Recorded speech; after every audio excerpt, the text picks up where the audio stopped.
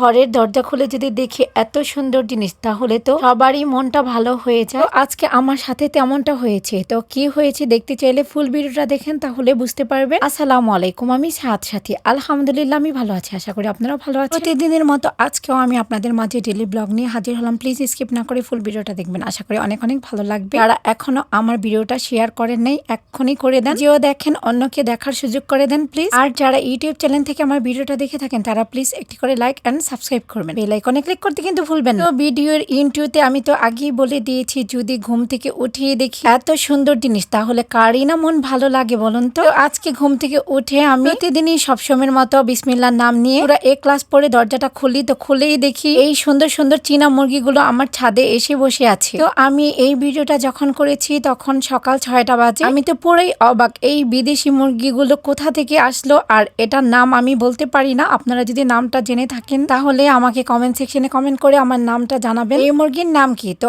আমি দেখে একটু ভিডিও করে নিলাম, আমার খুবই ভালো লেগেছে। আর এই তো আমার নিচের ভাড়াটা এসে ধরার জন্য চেষ্টা করছে, কিন্তু ধরতে পারছে না। এটা ওড়াল দিয়ে উপরের দিকে উঠে যায় আবার নিচে নামে। তো আমি যারা যারা মুরগি পালে তো তাদের সবাইকে জিজ্ঞেস করছি, তারা বলছে এটা কোথা থেকে এসেছে বা কার ওনারা জানে না। আর আমার তো একটাই টেনশন, কারণ আমার ছাদে একটু পরপর কুকুর আসে, কুকুর যদি আবার ওদের খেয়ে ফেলে তো আমার এটাই চিন্তা। তো যাই হোক, কতক্ষণ আর পাহারা দিয়ে রাখবো। তো আমার তো ঘরের কাজ আছে, আমার নাস্তা বানাতে হবে, আপনাদের ভাইয়া খেয়ে অফিসে যাবে আর শাশুড়িকেও নাস্তা দিতে হবে, মাকে ইনসুলিন দিয়ে মাকে নাস্তা দিতে হবে। তো আমি নাস্তা বানানোর কাজে লেগে গিয়েছি। প্রায় 1টার দিকে মুরগির খোঁজ করতে এসেছে। এটা নাকি আমার বিয়ের মুরগি, আর এটা হচ্ছে আমার জায়ের ছোট ভাইয়ের মুরগি। উনি পালে তো ছাদে রেখেছিল, ছাদে থেকে উড়াল দিয়ে আমার ছাদে চলে আসছে। তো আমার বাসার পাশেই, কিন্তু আমি তা জানি না যে এটা আমার বিয়ের মুরগি। যাই হোক, আজকে রান্না করেছি আমি কি কি তা আমি আপনাদের সাথে একটু দেখিয়ে দিই। আজকে লইট্টা শুটকি ভুনা করেছি আর সাথে করলার ঝোল। কেন না জানি আমার করলার ঝোল অনেক ভালো লাগে, তাই মাঝে মধ্যেই আমি করলার ঝোল রান্না করি, সেটা আপনারা ভিডিওতে দেখে থাকেন।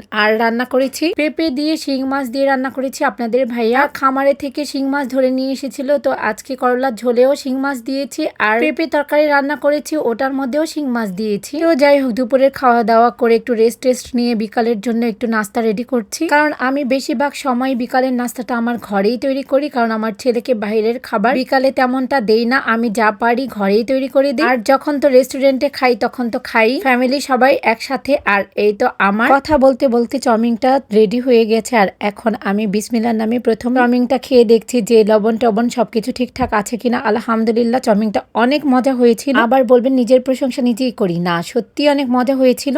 আর এখন আমি সার্ভিং ডিশে বেড়ে নিয়েছি, আর কিছু কাজু বাদাম আমি ভেজে উপর দিয়ে একটু দিয়ে দিয়েছি, আর এটা একটু ডেকোরেশনের জন্য আমি দিয়েছি। আর এখন আমি আপনাদের ভাইয়াকে আর ছেলেকে চাউমিনটা দিয়ে দিচ্ছি। আর আপনাদের ভাইয়া আর ছেলে আমার হাতের চাউমিনটা খুবই পছন্দ করে, ওরা বলে রেস্টুরেন্ট থেকে বেশি ভালো হয়েছে তোমার হাতের চাউমিনটা। তো এটা শুনলে তো আরো নতুনত্ব কিছু ট্রাই করতে ইচ্ছে করে। তো আমি বেশিরভাগ সময় চাউমিন রান্না করি, কারণ আমার হাতের চাউমিনটা আমার বাবার বাসা সবাই অনেক পছন্দ করে। আমি নাকি সবকিছু একদমই পারফেক্ট ভাবে তৈরি করি। আলহামদুলিল্লাহ, সবাই আমার জন্য দোয়া করবেন, আল্লাহ তাআলা যেন আমাকে সুস্থ সবল রাখে আর ফ্যামিলিগত যেন হ্যাপি রাখেন। আজকের ব্লগটা যদি আপনাদের কাছে ভালো লেগে থাকে প্লিজ আপনারা কমেন্ট সেকশনে কমেন্ট করে যাবেন। আপনাদের ভালো ভালো কমেন্ট পেলে আরো নতুন নতুন কিছু নিয়ে হাজির হব। আর আপনারা আমার ভিডিওতে একটি করে লাভ রিয়েক্ট দিয়ে দিবেন সবাই, এন্ড শেয়ার করে দিবেন প্লিজ। আর ফলো বাটনে ক্লিক করতে কিন্তু ভুলবেন না। আর যারা ইউটিউব চ্যানেল থেকে আমার ভিডিওটা দেখে থাকেন প্লিজ একটি করে লাইক এন্ড সাবস্ক্রাইব করবেন, বেল আইকনে ক্লিক করতে কিন্তু ভুলবেন না। তো আজকে এখানে শেষ করছি, ভালো থাকবেন সবাই, আল্লাহ হাফেজ।